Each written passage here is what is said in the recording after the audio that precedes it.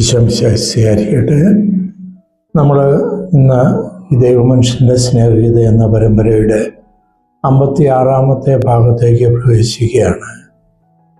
നമുക്കറിയാം, ഇതിനു മുമ്പ് 53 മുതലുള്ള ഭാഗങ്ങളിൽ വിശുദ്ധ യൗസേപ്പിൻ്റെ ഭാഗ്യമരണവും കുടുംബജീവിതക്കാരുടെ മധ്യസ്ഥനും കന്യാവ്രതക്കാരുടെ മധ്യസ്ഥനുമായ വിശുദ്ധ യൗസേപ്പിനെ കുറിച്ചാണ് നമ്മൾ ധ്യാനിച്ചത്.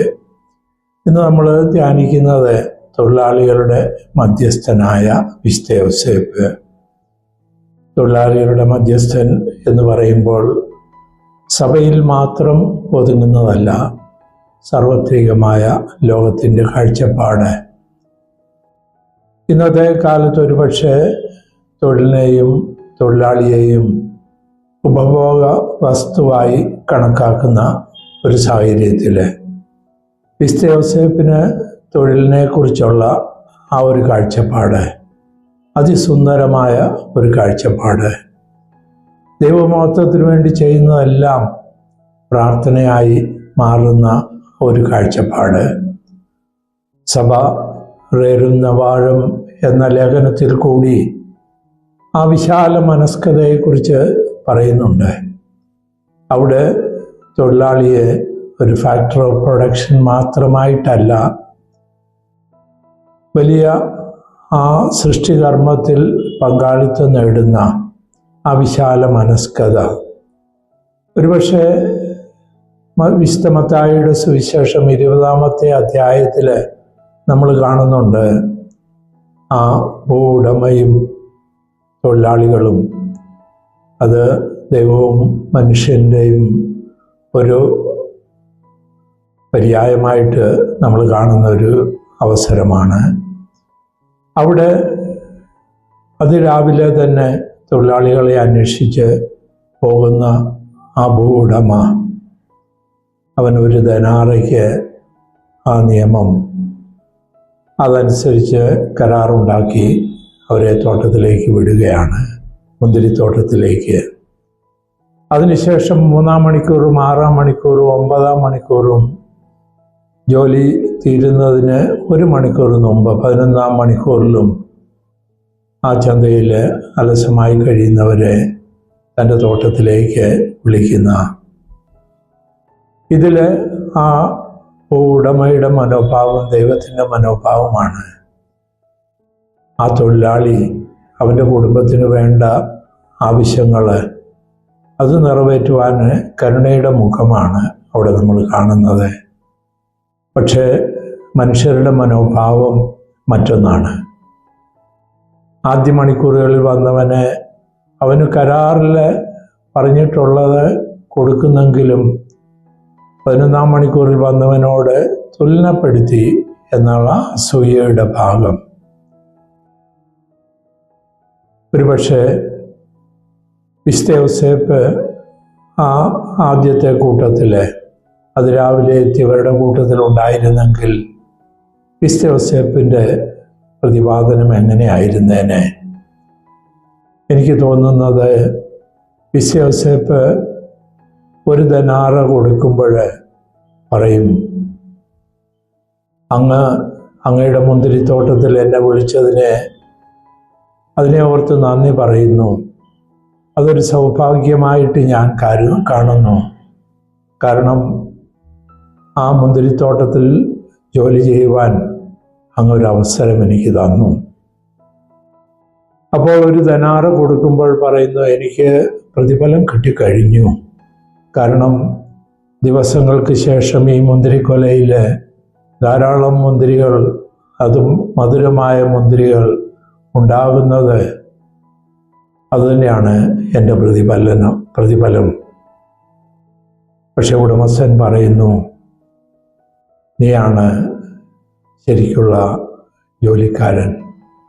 കാരണം നീ ജോലിക്കാരനല്ല, സൃഷ്ടികർമ്മത്തിൽ പങ്കാളിയാകുന്ന ദൈവം അങ്ങനെ ഉള്ളവരെ അന്വേഷിക്കുകയാണ്. വിശുദ്ധ യൗസേപ്പിൻ്റെ മനോഭാവവും കാഴ്ചപ്പാടും എല്ലാം അതുതന്നെയാണ്. വിശുദ്ധ യോസേപ്പ് ഒരു തൊഴിലാളിയാണ്. തൊഴിലാളിയാകണ എന്നുള്ള കാര്യത്തിൽ അഭിമാനിക്കുന്നവനാണ്. ഒരുപക്ഷെ അതിസമ്പന്നനാണെങ്കിൽ പോലും വിശുദ്ധ യോസേപ്പ് തൊഴിലിനെ മാനിക്കുകയും തൊഴിലിനെ ആശ്രയിക്കുകയും ചെയ്യുമായിരുന്നു. കാരണം പൂജരാജാക്കന്മാർ സ്വർണവും എല്ലാം കൊടുത്തപ്പോഴും ഒരാശാരി അതിൻ്റെ പണികൾ അതെല്ലാം ഒരുപക്ഷെ വിശുദ്ധ യോസേപ്പ് ആശാരിപ്പണിയിൽ മാത്രം ഒതുങ്ങി നിന്ന ഒരു വ്യക്തിയല്ല.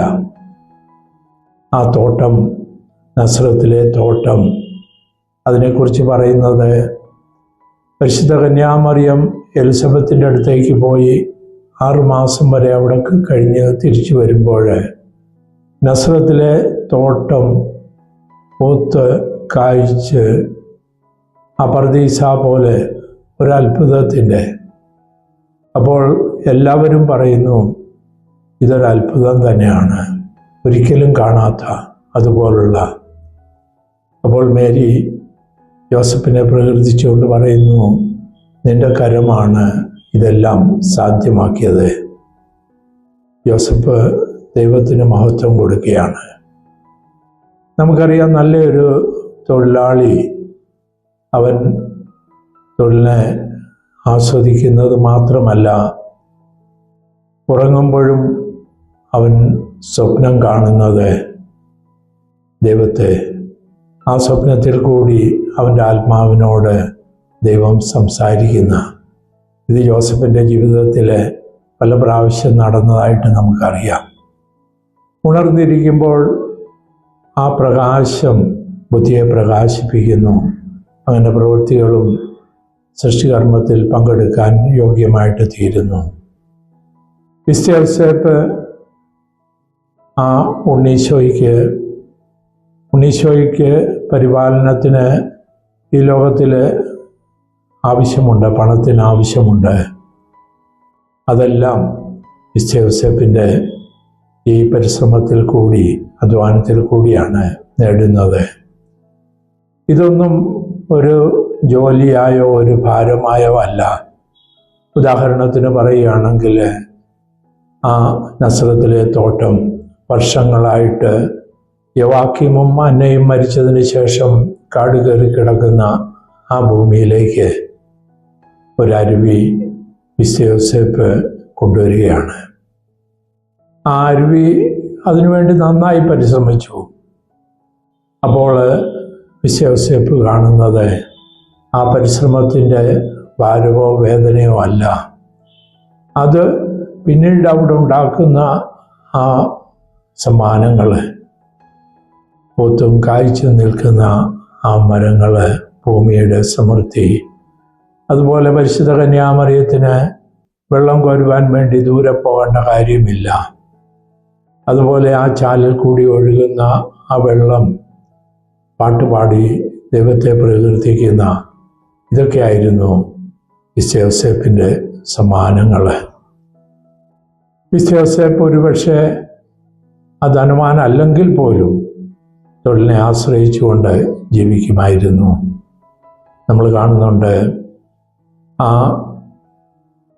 മുന്തിരിത്തോട്ടത്തിൽ പണി ചെയ്യുന്ന അതേ മനോഭാവത്തിൽ കൂടി ഈശോയ്ക്ക് വേണ്ടി, ഈശോ ബാലനായിരിക്കുമ്പോൾ ഈശോയ്ക്ക് വേണ്ടി കളിപ്പാവകളും ഒക്കെ ഉണ്ടാക്കി കൊടുക്കുകയാണ്. അവർ ഈജിപ്തിലേക്ക് പലായനം ചെയ്യുമ്പോൾ എല്ലാ സാധനങ്ങളും കൊണ്ടുപോകാൻ പറ്റുന്നില്ല. അപ്പോൾ വിശുദ്ധ യോസേപ്പ് ഉണ്ടാക്കിയ ഒരു ആട്ടിൻകുട്ടി, തടി കൊണ്ടുണ്ടാക്കിയ ഒരു ആട്ടിൻകുട്ടി, അതിൽ ഉണ്ണീശോ കടിച്ച ചെവിയെല്ലാം ആ അടർന്നുപോയ ഒരു പാവക്കുട്ടി, അതിനെ നോക്കി പരിശുദ്ധ അമ്മ കരയുകയാണ്. കാരണം അത് ഉപേക്ഷിക്കുന്നതിലുള്ള പ്രയാസമല്ല, ആ പാവക്കുട്ടിയെ വിശുദ്ധ യോസേപ്പ് ഉണ്ടാക്കിയതിൻ്റെ പുറകിലുള്ള ആ സ്നേഹത്തിൻ്റെ മൂല്യം. ഇതായിരുന്നു വിശുദ്ധ യോസേപ്പിന് തൊഴിലാളികളെക്കുറിച്ചും തൊഴിലിനെക്കുറിച്ചും എല്ലാമുള്ള മനോഭാവം.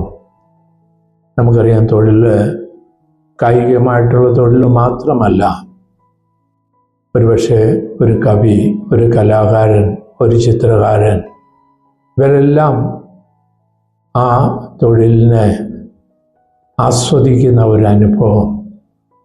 അപ്പോൾ ഈ അനുഭവത്തിലേക്കാണ് വിശുദ്ധ യൗസേപ്പിൻ്റെ തൊഴിലിനെക്കുറിച്ചുള്ള മനോഭാവം നമ്മളിലേക്ക് എത്തുന്നത്. അങ്ങനെ തൊഴിൽ ചെയ്യുന്നവന് ആഹാരം വളരെ ആസ്വാദ്യകരമായിട്ട് തീരുന്നു. വിശ്രമവും വളരെ സുന്ദരമായിട്ട് അവൻ വിശ്രമിക്കുന്നു. ഇതെല്ലാം വിശുദ്ധ യൗസേപ്പിനുണ്ടായിരുന്നു. ഒരുപക്ഷെ ഫ്രാൻസിസ് പാപ്പായുടെ സമയം മുതലായിരിക്കാം ഉറങ്ങുന്ന വിശുദ്ധ യൗസേപ്പിൻ്റെ ആ ഉറക്കം പോലും ഒരു പ്രാർത്ഥനയായിട്ട് ദൈവം സംസാരിക്കുന്ന സമയമായി, ആത്മാവിനെ പ്രകാശിപ്പിക്കുന്ന സമയമായിട്ട്. അപ്പോൾ ഇതെല്ലാം നമുക്കും കാണാൻ ശ്രമിക്കാം. ജോലി ആത്മാർത്ഥതയോടെ, ഉത്തരവാദിത്വത്തോടെ എല്ലാം ചെയ്യുന്ന അനുഭവം.